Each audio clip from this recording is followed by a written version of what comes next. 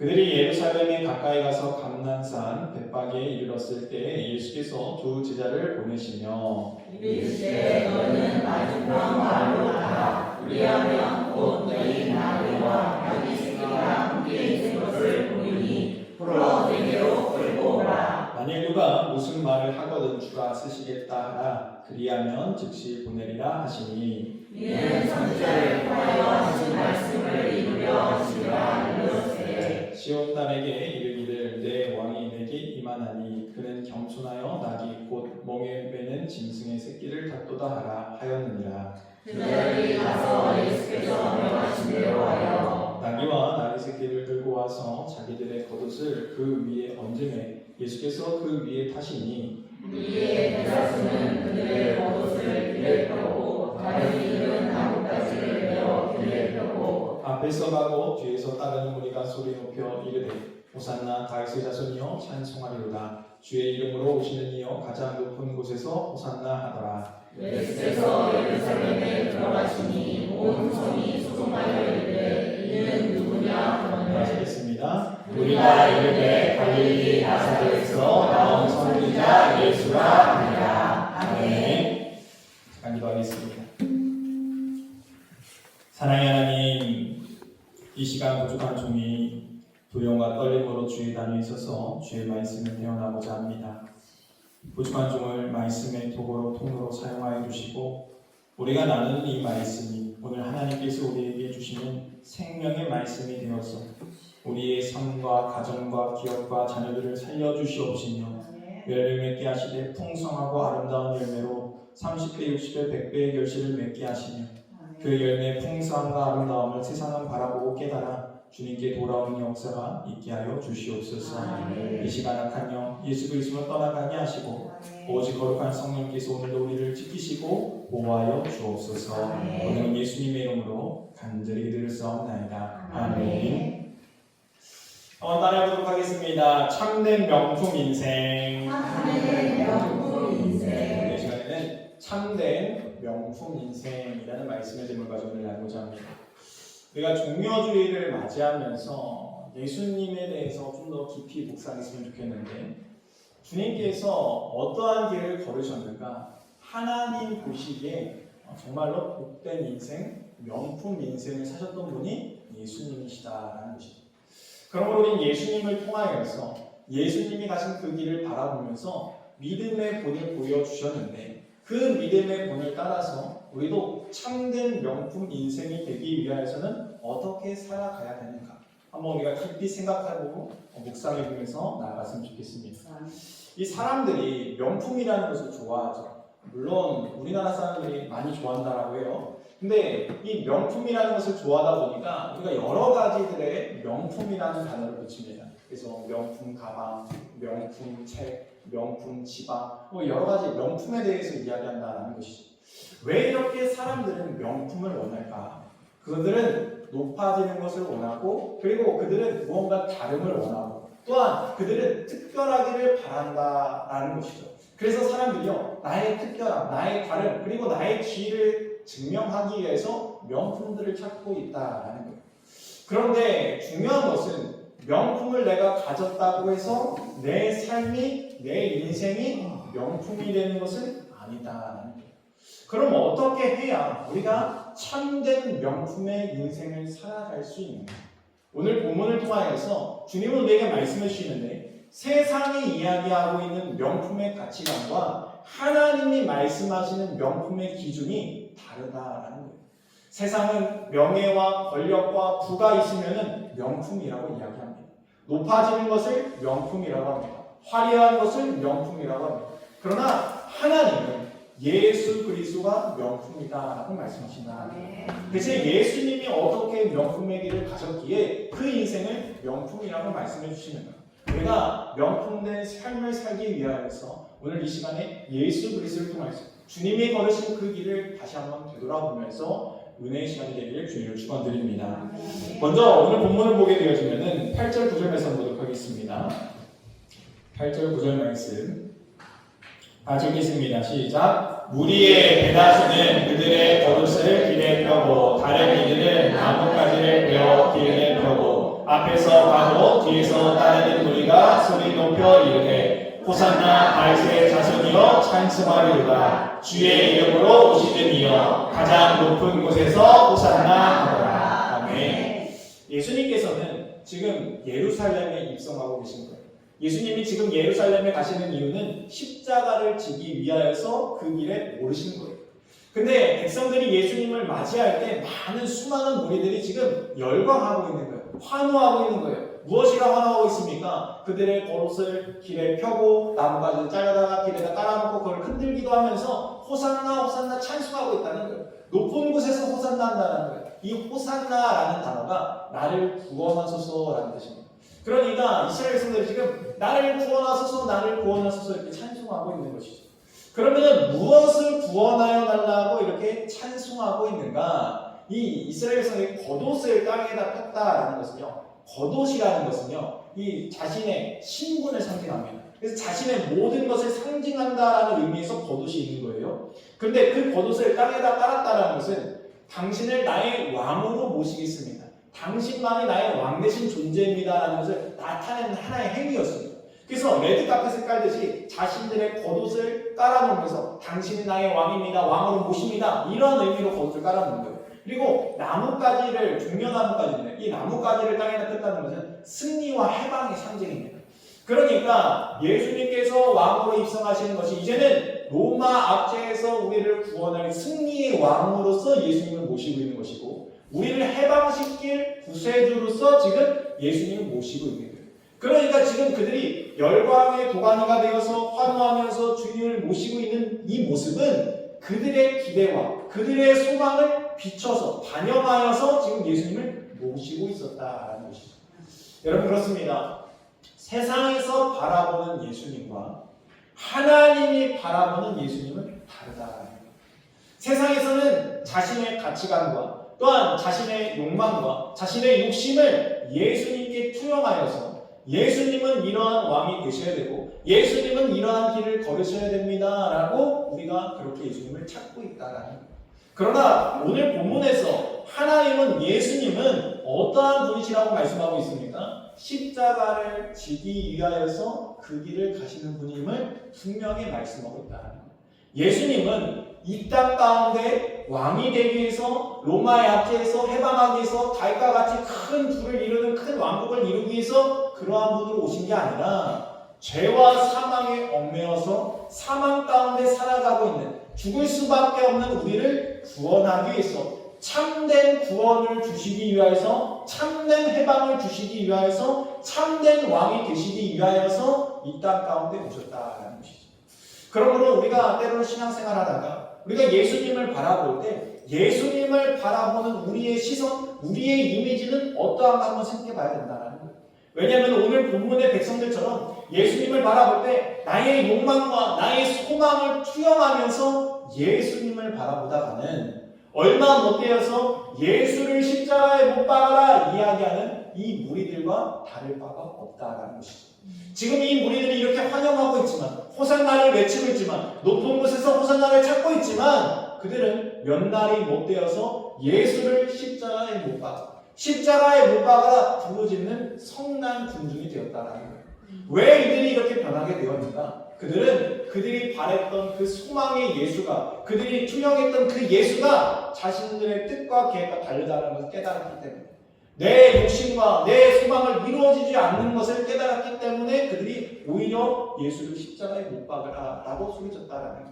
그들이 바라기는 이 다윗과 같은 왕이 되기를 바랬고 그들이 바라기는 로마의 해방이 있기를 바랬고 그들이 바라기는 우리의 모든 것들이 굶주림이 회복되고 또한 우리가 다시 핍박받는 일이 없기를 바랬는데 예수님은 그러기 위해서 온 게 아니라 오히려 우리를 위해서 죽으러 왔다라고 합니다. 우리 앞에 왕으로 세움받는 게 아니라 죽어야 된다라고 말씀하시니까 그들은 받아들일 수가 없는 것이죠. 그들의 계획과 뜻이 달라졌던 것이죠. 그래서 그들은 예수님을 향해서 십자가에 못 박으라고 외칠 수밖에 없었다라는 거예요. 우리의 신앙생활도 이럴 수 있다는 거예요. 예수님에 대해서 잘못 이해하고 있으면은 예수님에 대해서 나의 소망과 나의 욕심으로 투영하고 있다라고 한다면은 내 뜻과 내 계획대로 되지 않을 때 원망과 불평을 쏟아놓는 군중이 될 수 있다는 것이죠. 이스라엘 백성들이 하나님의 기적을 못 봐서 가나안 땅에 못 들어간 것이 아닙니다. 이스라엘 백성들은 수많은 기적을 보았습니다. 하나님께서 그들을 인도해 주셨어요. 그럼에도 불구하고 그들은 어려움을 당할 때마다 원망과 불평을 쏟아놓으면서 하나님과 모세를 원망하였습니다. 왜 그들이 그렇게 하나님과 모세를 원망하였는가? 자기 뜻대로 되지 않는다라는 거예요. 자기 계획대로 되지 않았다라는 거예요. 그래서 원망과 불평을 쏟아놓는다라는 것이죠. 그러나 하나님의 계획은 어디 있습니까? 이스라엘 백성들을 가나안 땅에 들어가게 하는 거예요. 그러니까 가나안 땅에 들어가게 하는 것, 구원하는 것이 하나님의 계획인 것이지 우리가 그 여정 가운데 고통이 없는 것이 늘 좋은 길만 다니는 것이 하나님의 계획이 아닐 수 있다라는 거예요. 그러므로 우리의 인생 가운데 저 구원, 저 천국으로 가기 위해서 때로는 하나님께서 우리에게 시련도 허락하실 때가 있고 때로는 우리가 그 길을 가다 보면 사람들이 알아주지 않을 수도 있습니다. 때로는 그 길이 높은 길이 아니라 낮은 길이 될 수도 있습니다. 때로는 우리가 손해볼 수도 있습니다. 때로는 우리가 고통당할 수도 있다는 거예요. 그러나 그 길을 믿고 따라갈 때 그 길이 구원의 길이고 우리를 위한 하나님의 사랑이었음을 결국 깨닫게 되어진다는 거예요. 예수님께서 왜 십자가를 지었습니까? 십자가를 지셔야지만이 우리를 구원할 수 있기 때문에 그 죄의 문제를 해결할 수 있는 길이 그 십자가에 있었기 때문에 예수님이 십자가에 달리셨다라는 거예요. 그렇습니다. 오늘도 주님은 우리를 사랑하기 때문에 가장 좋은 길, 가장 선한 방법으로 일하여 주신다라는 거예요. 여러분 우리가 병원을 가지 않습니까? 병원을 가면 왜 갑니까? 아프니까 병원 간 거예요. 그래서 이런 문제 있다라고 얘기하면 의사에게 얘기하죠. 이러해서 내가 이렇게 했습니다. 근데 의사가 처방해줘요. 당신 그러니까 아프니까 술 먹으면 안 되고 담배 피면 안 되고 또 약을 먹기 위해서 뭐 끊어야 되고 당신 이런 거 조심해야 되고 이렇게 얘기해줘요. 그런데 돌아와가 생각나요. 아니 내가 이걸 어떻게 안 하고 살아. 내가 이걸 해야 되는데 그러면서 계속 의사의 처방을 무시하고 내가 여전히 행하던 대로 행하고 살아간다. 그러면요 고쳐질 것도 안 고쳐진다는 거예요. 의사가 다시 돌아서 얘기하는 거예요. 아니 왜 처방을 했는데 왜 그대로 안 합니까? 이 처방한 대로 행위해야 우리가 고침을 받는 거죠. 때로는 그것이 주사일 수도 있고 때로는 수술일 수도 있어요. 주사 맞는 거 아프죠. 수술하는 거 아플 수 있어요. 그러나 주사 맞아야 고침 받기 때문에 주사 맞아야 합니다. 수술해야 낫기 때문에 수술하라고 하는 거예요. 마찬가지로 하나님께서 우리에게 때로는 그 아픈 길을 걸으라 할 수도 있다는 거예요. 왜냐하면 그 길을 걸어야 우리가 살기 때문에 우리의 영혼을 살리기 위해서 우리를 구원하기 위해서 어떻게 주님께서 일하시는가 우리가 그것을 기억해야 된다는 것이죠. 그렇습니다. 우리는 이 주님을 바라보는 우리와 같은 시선이 있어서는 안 되고 오늘 본문에 나타난 제자들과 나귀와 같은 존재가 되어야 됩니다. 먼저 1에서 5절 말씀 보도록 하겠습니다. 1에서 5절 말씀 읽겠습니다. 시작. 그들이 예루살렘에 가까이 가서 감난산 벳박에 이르렀을 때 예수께서 두 제자를 보내시며 이르시되 너희는 맞은편 마을로 가라. 그리하면 곧 메인 나귀와 나귀 새끼가 함께 있는 것을 보리니 풀어 내게로 끌고 오라. 만일 누가 무슨 말을 하거든 주가 쓰시겠다 하라. 그리하면 즉시 보내리라 하시니 이는 선지자를 통하여 하신 말씀을 이루려 하심이라. 일러스되 시온 딸에게 이르기를 내 왕이 내게 임하나니 그는 겸손하여 나귀 곧 멍에 매는 짐승의 새끼를 타도다 하라 하였느니라. 아멘. 예수님께서 왜 나귀를 타셨는가? 예수님은 왕으로서 멋진 말을 타셔도 되고 병거를 타셔도 되고 충분히 그럴 만한 능력이 있으신 분인데 예수님은 왜 이렇게 나귀 새끼를 타신 것인가? 이것은 하나님의 말씀을 이루기 위하여서 나귀를 타셨다라는 것을 우리가 알 수 있습니다. 그러므로 우리가 명품 인생은 무엇인가? 여기서 한 가지를 발견하게 되어집니다. 한번 따라해 보도록 하겠습니다. 명품 인생은 말씀을 이루는 삶입니다. 네, 명품 인생은 어떠한 인생인가? 하나님의 말씀을 이루는 인생이 명품 인생이라는 거예요. 여러분 주님께서는 왜 나귀를 타셨습니까? 겸손의 왕의 모습으로 십자가를 지기 위하여서 얼마나 그가 겸손한지 보여주기 위해서 물론 나귀를 타셨습니다. 그러나 궁극적으로 하나님의 말씀, 하나님의 언약을 성취하기 위해서 이루기 위하여서 그 나귀를 타셨다는 거예요. 여러분 우리가 예수님께서 명령하실 때 하나님께서 말씀하실 때 이해가 돼서 순종하는 것은 사실 순종이 아닙니다. 이해가 되니까 우리가 따라갈 수 있다는 거예요. 그러나 진정한 순종은 어디에 있는가? 이해가 되지 않아도 따라갈 때 그것이 진정한 순종이 되어진다. 아멘. 지금 예수님께 제자들에게 이야기하죠. 두 제자에게 말합니다. 저기 가면은 건너편 마을에 가면은 나귀가 있다. 거기에 나귀 새끼도 있을 거야. 그리고 그것을 끌고 와. 근데 만약에 누가 그것을 제지한다라고 한다면은 주께서 쓰시겠다 하고 가져오면 돼. 그러면은 그가 다 허용할 거야. 이게 이해가 됩니까? 이해가 되지 않죠. 어떻게 주님 거기 있는 거 아십니까? 또 어떻게 그걸 끌고 올 때 누가 어떻게 안 막을 수 있겠습니까? 어떻게 그냥 내어줄 수 있겠습니까? 이게 가능한 일입니까? 라고 그냥 궁금증을 가지고 물어볼 수 있는 거예요. 그러나 제자들은 어떻게 합니까? 주님의 말씀이 이해되지 않아도 그들은 즉시 순종한다라는 거예요. 여러분, 명품 인생의 삶은 이해가 되기 때문에 따라가는 게 아니에요. 하나님의 말씀을 이루기 위해서 우리가 살아간다라는 거예요. 그래서 그 말씀에 순종하여서 우리가 살아가게 되어질 때 하나님의 놀라운 기적과 이적을 보게 되어지는 것이죠. 빌립보서 말씀 보도록 하겠습니다. 빌립보서 2장 6에서 8절까지 말씀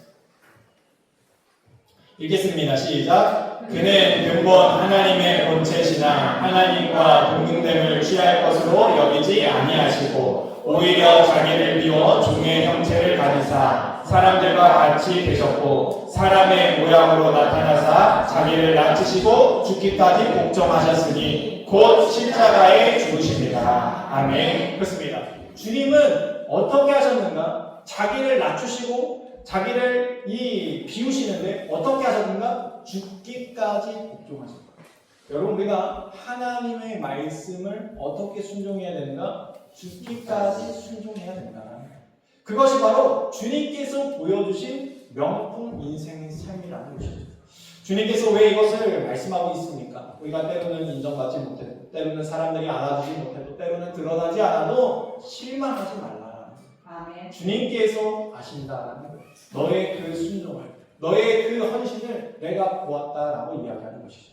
그러므로 우리가 사람에게 보상받으려고 해서는 안 되고 하나님께서 아신다는 사실을 기억하면서 우리가 하나님의 말씀에 따라서 순종해야 된다라는 거예요. 아멘. 제자들도 지금 하나님의 말씀을 따라서 나아갑니다.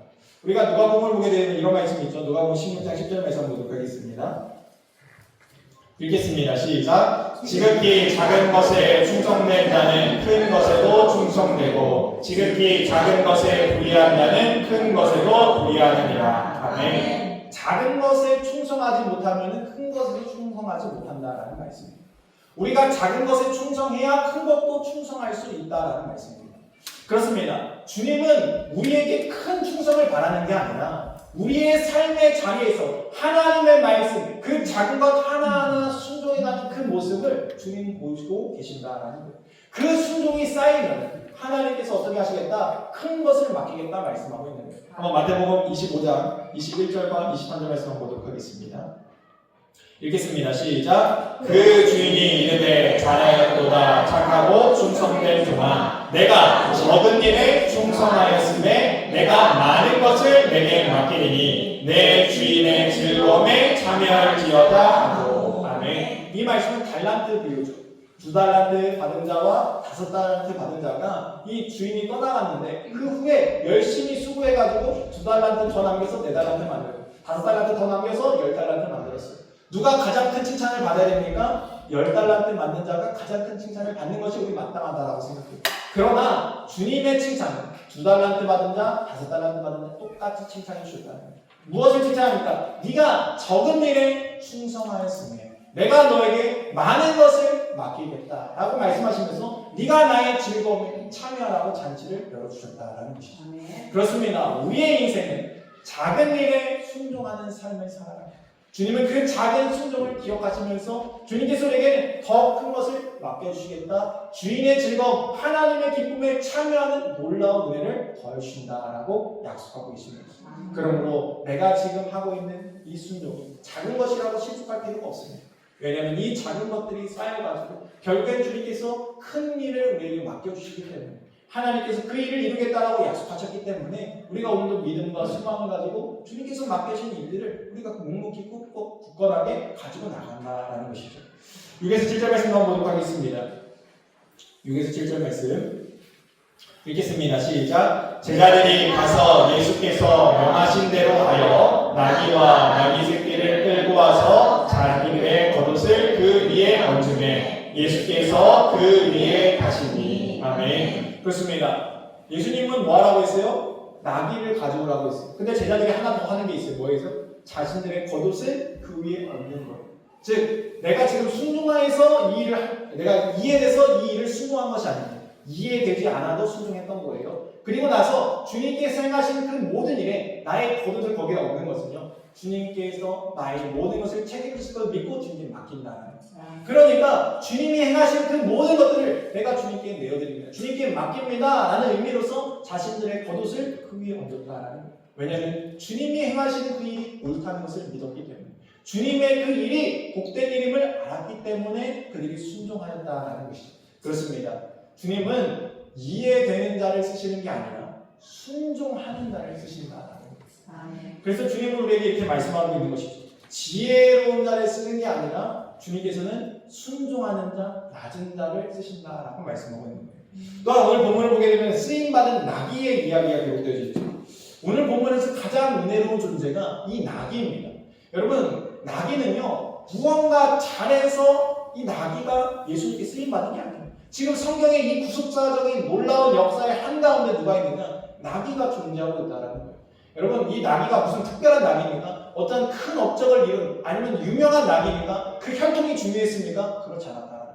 아무것도 아닌 나귀가 예수님을 태웠다는 것 때문에 오늘 성경에 기록되어져 있다는 거예요. 그렇습니다. 아무것도 아닌 우리 인생이 예수님과 함께 했다는 이유 자체로만도 우리 인생이 복된 인생이 되어진다는 거예요. 명품은 무엇인가? 주님 손에 붙잡힌 바 되어야 명품이 되어진다는 거예요. 주님께서 쓰셔야 진정한 명품이 되어진다는 것입니다. 그러면 두 번째 한번 따라해 보도록 하겠습니다. 명품 인생은 쓰임받는 삶입니다.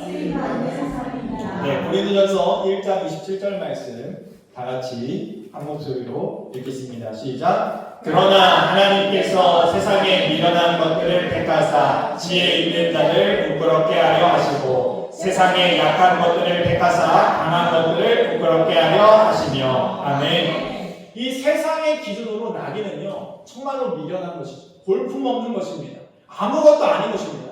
아니, 적어도 사람이 됐으면은, 내가 이왕했으면은 이 말을 좀 타야 되지 않겠어? 내가 어찌 사람으로서 이 나귀를 타고 이것을 어찌 자랑할 수 있겠느냐? 이 세상은 이렇다라는 거예요. 여러분, 우리가 사람들이 이렇게 얘기하죠. 뭐 남자들이 로망으로 나중에 나는 이 정도 차는 타야 되지 않겠냐? 뭐 이런 얘기를 한다라는 거예요. 왜 그렇습니까? 자신을 드러내고 자신의 권위를 나타내고자 한다라는 거예요. 그러나 예수님은 충분히 그럴 수 있는 분인데 예수님은 무엇을 타십니까? 나귀를 타셨다라는 거예요. 좋은 차를 타신 게 아니에요. 명품을 타신 게 아닙니다. 연약한 것을 타셨다는 거예요. 그러나 세상에서 가치 없게 여겼던 그것이 예수님 손에 붙잡혔더니, 예수님이 그 나귀를 타셨더니 그 나귀가 명품으로 인정받게 되었다라는 거예요. 우리의 인생도 똑같습니다. 우리는 지혜도 없죠. 우리는 부족하죠. 연약하죠. 그러나 주님께서 우리가 함께 하시는, 우리는 능력의 그릇이 되어진다라는 거예요. 고린도서 4장 7절 말씀 한번 보도록 하겠습니다. 읽겠습니다. 시작. 우리가 이 보배를 질그릇에 가졌으니 이는 심히 큰 능력을 하나님께 있고 우리에게 있지 아니함을 알게 하려 합니다. 아멘. 그렇습니다. 우리가 잘나서 우리가 명품이 된 게 아니라 주님께서 우리와 함께 하셨기 때문에, 주님께서 우리를 붙잡아 주셨기 때문에, 주님께서 우리를 쓰셨기 때문에 우리가 명품이 되었다는 거예요. 능력은 어디에 있습니까? 나에게 있는 게 아니라 주께 있는 거예요. 그러므로 우리의 인생은 주께 붙잡힌 바 되어서 주님께서 사용하시는 능력의 통로가 되어야 한다는 것이죠. 그렇습니다. 사랑하는 성도 여러분, 주님은 오늘도 우리를 부르고 계시는 거예요. 우리를 불러서 무엇 하시겠다라고 말씀하십니까? 내가 너를 쓰겠다라고 말씀하고 있는 거예요. 우리가 무언가 잘해서 쓰시는 게 아니에요. 우리가 이해되지 않아도 주님께 순종했기 때문에 주님을 쓰시는 거예요. 작은 일에 충성했기 때문에 주님을 쓰신다라고 말씀하고 있는 거예요. 네가 내 앞에 나와왔기 때문에, 약속을 지켰기 때문에 내가 너를 쓰겠다라고 말씀하고 있는 거예요. 그렇습니다. 오늘도 주님께서 우리가 주님 앞에 나온 그 인생을 주님께서 들어 사용하는 놀라운 역사. 그래서 오늘도 그 인생이 참된 명품이 되는 저와 여러분 되기를 주님의 이름으로 축원드립니다. 같이 말씀 기억하면서 찬양하도록 하겠습니다.